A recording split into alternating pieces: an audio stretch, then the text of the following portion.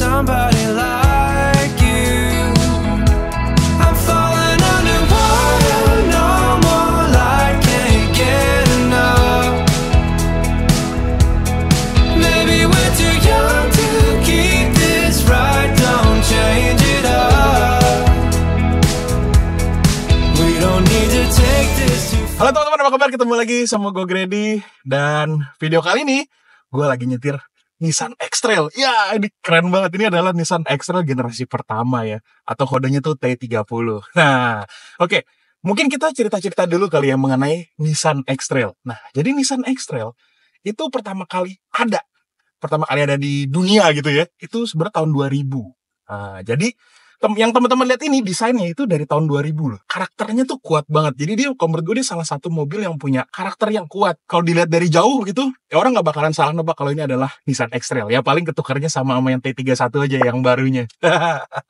Ngomong-ngomong generasinya, dia itu ada 3 generasi di Indonesia ya. Ada yang T30 yang ini, ada T31 yang baruan dikit, sama ada yang T32 yang terbarunya di Indonesia. Sebenarnya di luar negeri sana itu udah ada yang T33, cuman di Indonesia belum nyampe, tapi katanya sih soon bakal dijual di sini. T30 ini di Indonesia itu dia ada 2 kali facelift ya. Jadi di pertama kali datang itu kita sebutnya yang pre-facelift. Terus ada yang facelift pertama tahun 2002 atau 2003 gitu. Sama yang terakhir itu tahun 2005. Dan yang kita setir ini adalah yang facelift pertama. Variannya itu dia ada 3 sih yang umumnya. Ada ST, yang kita bawa ini yang ST. Terus ada yang di atas itu ada STT. Sama yang paling tinggi itu ada yang XT. Nah, XT itu dulu tuh kayak unik banget. Karena di roof railnya itu dia ada kayak lampu sorot gitu loh di bagian atas. Unik banget. Kalau yang ST ini dia roof railnya kecil aja. Lebih simple, lebih manis juga sih. Gak gitu rame. Sama kalau gue gak salah inget ya, dulu tuh pernah ada trim Nismo yang ada livery bendera merah putih hitam khas Nismo itu. Wah, itu langka banget tuh. Kalau misalkan teman-teman ada yang punya tuh, boleh tuh komentar di bawah. Jadi barang kolektor, siapa tahu ditawar. Kita ngomongin dari bagian eksteriornya dulu ya. Seperti yang tadi gue bilang, dia tuh khas banget. Bentuknya kotak-kotak SUV. Dan biasanya mobil-mobil yang punya desain kotak-kotak itu lebih long last. Lebih nggak gampang bosenin gitu. Sampai kapanpun tuh masih gampang lah diterimanya desainnya gitu. Kalau misalkan yang tajam-tajam, sharp gitu, futuristik gitu ya. Justru futuristik tuh biasanya pada zamannya aja. Kedepannya tuh dia malah kerasanya jadi lebih kuno. Di bagian depan ini dia lampunya tuh lumayan gede ya, kotak, dan uniknya sebenarnya tuh dia aslinya tuh ada kayak biru-biru gitu loh, yang dibilangnya blue lens. Nah, tapi ini sama ownernya udah diganti sama yang orange ya, biar kayak US DM look gitu. Di bagian atas lampunya itu sebenarnya kekurangannya X-Trail tuh, dia sering kali kuning kalau misalkan mobilnya kejemur terus. Terus di bagian bawahnya itu ada fog lamp. Nah, fog lampnya ini kalau yang facelift dan pre-facelift tuh dia ukurannya segini ya. Kalau misalkan yang facelift yang terakhir, yang terakhirnya itu dia agak mengecil bentuknya. Dan kalau yang facelift terakhir itu juga agak rame di depannya, kayak ada tanduk-tandukan yang nyambung sama bumper gitu. Nah, kalau ini dia lebih simple sih. Kap mesinnya ini dia rata dan kotak-kotak kiri kanannya jadi kelihatan keker gitu. Dan pas lagi nyetir ini juga dia kelihatan nih, kap mesinnya tuh kotak-kotak. Nah, terus hal yang bikin unik dari X-Trail T30, khususnya yang facelift pertama dan pre-facelift ya, dia di fendernya itu dia ada spion tanduk. Itu kalau yang di facelift terakhir seinget gue tuh udah nggak ada deh. Spion tanduk ini tuh menurut gue tuh dia nandain ini tuh mobil SUV banget gitu ya. Itu bukan cuma buat gaya-gaya doang, itu beneran ada fungsinya buat menambah visibilitas untuk kita ngeliat sebelah sisi samping kirinya gitu. Ya kalau mobil zaman sekarang sih kamera 360 gitu ya, atau ada kamera di bawah spion kiri gitu. Kalau zaman dulu kayak gini nih teknologinya. Nah, terus ada yang unik juga. Di bagian depannya ini, fender depan, X-Trail itu dia pakai bahan fiber guys. Jadi bukan besi, plat besi kayak mobil-mobil pada umumnya gitu. Jadi waktu itu temen gue punya X-Trail tuh, iseng gue kotak-kotak, kok suaranya plastik begini, lu bekas nabrak ya gitu. Gue juga gak tahu alasannya sih, biar ringan. Biar apa? Ada yang tahu alasannya guys? Komentar di bawah ya. Terus kita geser ke bagian samping. Nah, keren juga sih, memang dipakein talang air kayak gini. Katanya carinya susah karena ini original partnya guys. Velgnya itu ini udah diganti ya pakai Speedline Corsair. Kalau yang orinya itu karena ini yang facelift, dia tuh bentuknya palang 5 tapi agak mengotak tengahnya gitu. Kalau yang pre-facelift yang pertama kali itu dia bentuknya bener-bener bulat doang, bulat kayak tabung gitu, terus palang 5. Menurut gue itu keren karena mirip-mirip kayak peleknya Fairlady Z33. Tapi kalau Z33 itu Dia palang 6, kalau ini dia palang 5. Bagian belakangnya itu dia lampunya bentuknya yang vertikal dan ada di bagian atas. Look dari belakangnya juga lucu ya. Minimalis tapi justru kelihatan lebih SUV. Di bagian tengah bempernya, kalau yang JDM sana itu ada rear fog lamp tuh harusnya ada tuh standar di semua mobil tuh. Sekarang kita bahas bagian interiornya. Interiornya ini menurut gue ini salah satu mobil yang smart. Nah, ini gue suka banget nih mobil-mobil yang punya desain interior kayak gini. Ya mungkin karena mobil ini ada di Jepangnya juga ya. Ya bisa dibilang dia ada versi JDM-nya gitu. Biasanya mobil-mobil yang punya versi JDM didesain tuh lebih thoughtful. Waduh, thoughtful bahasanya dalam banget. Lebih apa ya? Lebih mendetail lah untuk kepraktisannya gitu. Sekarang kita lihat untuk desainnya. Ini tahun 2000, kerennya minta ampun. Ini dia udah bertumpuk atas bawah. Speedometernya dia di tengah. Nah, ini nih. Tapi kayaknya gue gak pernah dengar ada orang komplain nih. Kalau X-Trail speedometer di tengah. Kenapa Yaris Papa kayaknya pada komplain banget gitu ya. Karena speedometernya dia di tengah. Di bagian depan pengemudi. Ini jadi bisa ada laci. Nah, kan jadi praktis. Nambah kepraktisan. Dan di dalam lacinya ini juga dia ada colokan 12 volt. Jadi bisa ngecas juga. Pinggir-pinggir sini dekat pilar A-nya dia ada bahan kayak fabric gitu. Ini tuh sebenarnya dia ada twitternya di bagian dalam. Untuk bagian kiri sih, dia depan penumpangnya itu yang bagian atas dia jadi SRS airbag aja. Jadi dia bukan laci kayak si Yaris Bapau gitu. Dan laci biasanya glove box-nya itu ada di bagian bawah. Terus kita lihat speedometernya nih. Dia bentuknya masih analog dan desainnya. Ini kalau teman-teman perhatiin ya. Dia tuh desainnya mirip-mirip sama Silvia. Nissan Silvia S15. Tapi kalau misalkan teman-teman belum tahu juga ya, di Jepang sana dia tuh ada yang varian X-Trail GT, dia pakai mesin SR20. Nah, SR20 itu mesinnya Silvia juga ya. Cuman bedanya kalau itu beda di turbonya deh. Cuman basicnya mesinnya itu sama SR20 gitu. Oh, kenceng banget kali ya. Info-info seperti trip, odometer, dia bentuknya udah digital. Masih ada untuk indikator temperaturnya, terus ada indikator overdrive juga. Overdrive tuh buat ngebuka final gear-nya. Tombolnya bisa dipencet di bagian transmisi. Ada head unit yang ini masih originalnya nih guys nih. Dia udah aftermarket ya, merek GVC. Lucu banget sih. Ini bisa dibilangnya GVC yang dolphin. Soalnya ada gambar kayak lumba-lumba gitu gerak-gerak, lucu. Terus di bagian kiri kanan head unitnya ini ada semacam chiller gitu. Jadi ini bisa dibuka dan dimasukin minuman. Ya, botol minuman, dan itu bisa bikin dingin gitu ya, semi-semi kulkas, cuman gak sedingin kulkas, jadi sistemnya nyambung ke AC gitu. Nah, ini di facelift yang terakhir itu fitur ini digeser, dipindahin ke bagian kanan gitu. Tapi kalau di bagian sini tuh jadi lebih keren gitu sih menurut gue guys sih, kayak eksklusif banget ya, tiba-tiba ada kulkas gitu. Di bagian bawahnya lagi dia ada AC yang ini 3 gitu loh, 3 baris gitu AC-nya, ada 3 slot. Nah, tapi kalau untuk yang facelift, dia lubang AC-nya kayak lebih banyak. Di bagian depan pengemudi sini ada AC yang nyorot langsung ke depan gitu. Agak bahaya, tapi ya buat yang kalau lagi kepanasan ya lumayan berguna lah. Untuk cup holdernya, yang tadi itu bukan kayak itu cup holder loh, yang si chillernya itu. Jadi karena di bagian kanan sini, dia masih ada cup holder yang penempatannya itu tersembunyi. Jadi mesti kita tarik dulu. Nah, gitu. Wah, ini gue suka banget sih mobil-mobil yang penempatannya tersembunyi gini, rapi. Terus untuk pengaturan spionnya dia ada di bagian kanan di sebelah AC-nya, dan udah electric folding juga, udah bisa retract. Untuk materialnya sih ya, sebenarnya materialnya dia banyak plastik, semua di mana-mana plastik.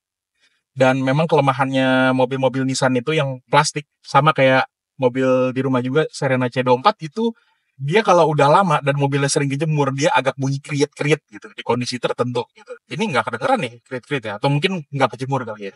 Dan untuk pengaturan AC dia pakai knob, diputer-puter, dia ada heaternya juga, dan ada arah hembusan angin yang cukup lengkap sampai ke bawah. Dan sedikit info juga, kalau misalkan kita pakai hembusan angin yang arah ke kaki, itu di bagian belakang juga ada. Jadi ada semprotan AC buat penumpang belakang untuk bagian kakinya. Lucu ya.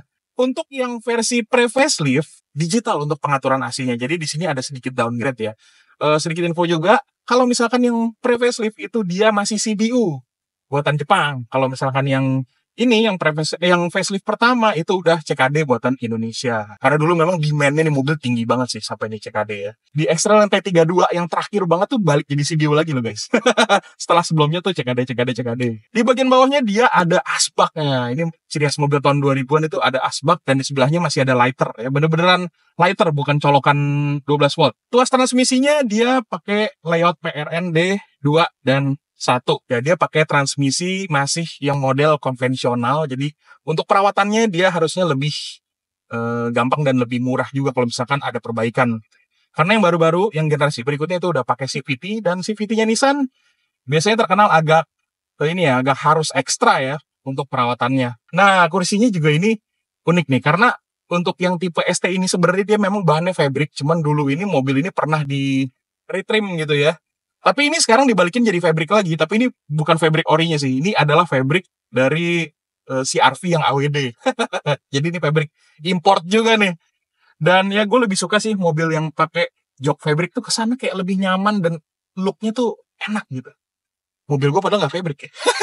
Kalau misalkan yang XT yang varian tertinggi itu dia memang udah kulit dari bawaannya. Senderannya juga kalau teman-teman lihat itu ada bolong gitu ya. Jadi kelihatan lebih sporty. Di bagian center konsolnya ini dia tuh ada tempat penyimpanan yang tersembunyi di balik ininya loh, di balik armrestnya gitu loh. Jadi itu tempat buat naruh kartu, buat naruh pulpen kayak gitu. Di bagian belakangnya dia cukup nyaman juga, dari ergonominya dia nyaman, santai gitu untuk posisi duduknya.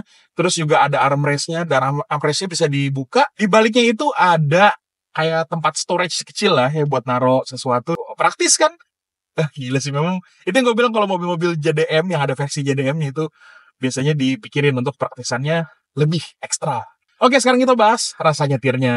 Posisi duduknya dulu ya. Posisi duduknya ini tuh dia cukup tinggi, dan ini dia bisa diatur sih untuk ketinggiannya. Untuk orang yang tingginya kayak gue 180 cm, ini visibilitasnya sangat-sangat bagus. Bagus banget, ini tinggi gitu, dan kelihatan juga kap mesinnya karena dia kotak gitu ya. Dan karena dia cluster instrumennya ada di bagian tengah, ini juga visibilitasnya untuk melihat ke depan dia jadi lebih luas juga. Untuk kaca-kacanya ini dia pilarnya tuh tegak, jadi kacanya juga gede, kotak gitu ya. Aman sih ngelihat ke depan, belakang. Jadi untuk visibilitasnya dia oke banget. Nah, setirnya ini dia masih pakai setir hidrolik ya. Gue sebenarnya suka banget sih sama karakter setir hidrolik itu, memang dia punya feedback tuh feeling yang lebih mechanical, jadi lebih natural gitu. Dan suatu saat kalau misalkan dia butuh perbaikan, itu kita bisa benerin satu-satu aja gitu. Kalau misalkan sekarang kan mobil zaman sekarang udah electronic power steering gitu ya. Kalau udah rusak itu biasanya harus ganti se EPS-EPS-nya itu loh. Untuk feelingnya juga dia, ya kayak tadi gue bilang, dia natural.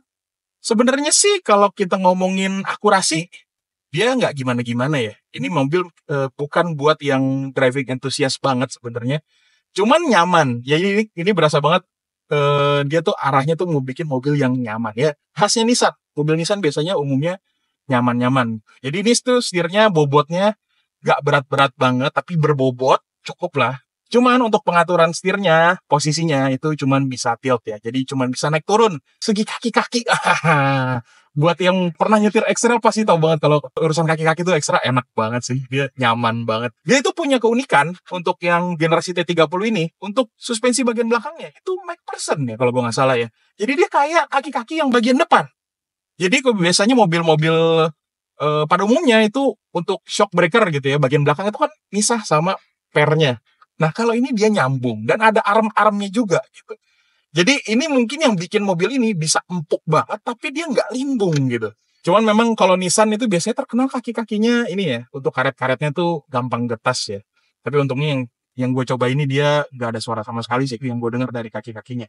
Untuk mesinnya, dia ini yang gue setir ini dia pakai mesin 4 silinder 2500 cc dengan kode QR25. Nah, jadi di Indonesia mesinnya X-Trail itu ada dua pilihan, ada QR20 dan ada QR25. Jadi ada yang 2000 cc, ada yang 2500 cc. Yang 2000 cc itu sama kayak Serena. Nah, QR20 itu sama. Cuman memang yang terkenalnya X-Trail itu mesin yang 2500 cc-nya. Konsumsi bahan bakarnya sih sebenarnya bisa dibilang cukup boros ya. Jadi menurut ownernya, mobil ini tuh konsumsi bahan bakarnya untuk dalam kota tuh ya paling 1:7 lah gitu. Kalau misalkan dipakai buat keluar kota, irit-iritnya bisa 110 atau 111 gitu. Ya, tapi kalau kita ngomongin tenaga, dia itu responnya juga mesinnya bagus. Jadi kalau misalkan mobil boros tapi mesinnya tenaganya enak dan responsif, ya oke lah, kebayar lah. Kan paling kesel ke kita kalau misalkan mobil udah gak ada tenaganya tapi konsumsi bahan bakarnya boros gitu ya, kayak Nova bensin gitu kan. Itu ngeselin gitu. Tenaganya itu 170-an horsepower dan torsinya 240-an Newton meter. Jadi itu angkanya memang cukup gede sih. Ini dipakai harian enak banget sih ini mesin sih. Kalau misalkan dia bisa lebih sedikit lebih irit, wah itu perfect ya. ngomong-ngomong style modifan nih ya. Jadi X-Trail itu dia punya kayak beberapa gaya gitu ya. Kalau misalkan kayak Honda mungkin kita kenal Modulo, atau kalau Toyota dia ada Modelista gitu. Nah kalau Nissan X-Trail ini dia juga ada ternyata. Di Jepang sana dia ada 3 style dibilangnya. Ada yang AX, ada yang FX, dan ada yang SX. Nah kalian teman-teman lihat ada decal di samping nih yang corak biru itu, mirip-mirip jaket gue warnanya. Ini adalah decal dari style yang FX gitu. Jadi ini tuh bukan stiker-stiker sembarangan, tapi ini tuh ngikutin OEM stylenya yang di Jepang. Wah keren kan. Terus juga owner ini udah bikin mobilnya ini kelihatan jadi ya rally look ya, pelek rally, dan ada fog lamp-nya juga yang khas tahun 2000-an banget tuh, bulat gitu di bagian depan. Paling kayak gitu ya buat bahasan gue mengenai si Nissan X-Trail. Jadi mobilnya itu memang SUV yang fokusnya tuh memang pada kenyamanan banget gitu ya. Di kelasnya dulu waktu zamannya dia tuh saingannya tuh si RV ya. Nah kalau misalkan orang-orang yang pilih si RV itu biasanya yang demen nyetir. Nah kalau yang pengen kenyamanan pilihnya yang X-Trail kayak gitu. Oke, gitu aja buat video kali ini. Buat teman-teman yang punya X-Trail atau punya pengalaman atau punya cerita-cerita, info-info yang belum gue sampein mengenai Nissan X-Trail, boleh banget komentar di bawah ya. Dan sampai ketemu di video berikutnya. Gue Grady, jangan lupa makan. Dadah. Sedikit info tambahan di akhir. Jadi sebenarnya mobil ini itu sebenarnya for sale, dijual. Tapi pas gue bikin video ini, pas banget hari ini banget gitu, mobilnya baru aja di DP. Jadi sorry banget buat teman-teman yang terlanjur naksir waktu nonton video ini ya. Mobil ini udah di DP, jadi udah laku ya. Oke, thank you juga buat ownernya yang udah sempet minjemin mobil ini sebelum dikasih ke owner barunya. Semoga owner barunya juga nanti bisa senang dengan mobil ini ya. Oke, dadah. Dan ini salah satu juga yang uniknya. Kenapa gelap banget sih muka gue? Gak kelihatan lah. Udah batuk dulu ya, Nal. Kasian Nal aja lo, tersiksa banget.